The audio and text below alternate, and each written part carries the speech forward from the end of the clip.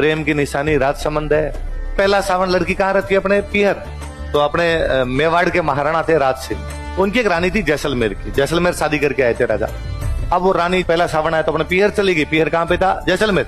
पर वो राजा को कह के गई कि भाई तीज पति पत्नी के प्रेम का त्योहार है, क्योंकि मैं तो यहाँ रह नहीं सकती क्योंकि मेरा पहला सावन है, पर आप तो मेरे से मिलने के लिए जैसलमेर आ सकते हो। तो राजा ने कहा ठीक है, मैं तीज वाले दिन तुमसे मिलने के लिए कहां पर आ जाऊंगा? जैसलमेर। राजा जैसे तीज नजदीक आई, राजा अपने सेना के साथ रवाना हुए कि भाई अपने कहाँ चलना है? जैसलमेर। सावन का महीना, सावन के महीने में बारिश ज्यादा आती है। राजा जैसे उदयपुर से निकल के थोड़े आगे आए, बीच में एक नदी आई, गोमती। कौन सी नदी आई?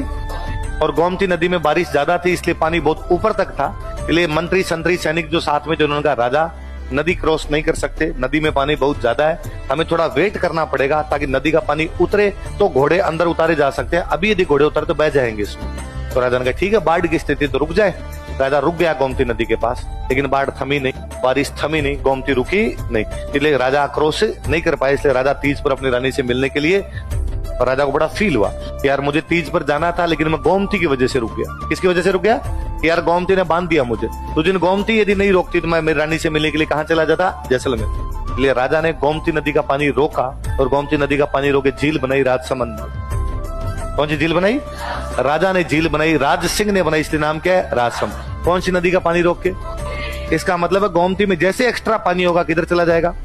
इसलिए गोमती में कभी भी एक्स्ट्रा पानी आएगा नहीं। इसका मतलब गोमती में कभी भी बाढ़ आएगी नहीं। इसलिए गोमती की वजह से कभी कोई भी रुकेगा। प्रेम की निशानी राजसमंद है। प्रेम की निशानी राजा लगा, मैं मेरी रानी से मिल नहीं पाया था, आइंदा से कोई भी इस प्रकार से कोई भी बंदा अपनी पत्नी से बिना मिले गोमती की वजह से तो कम रुकेगा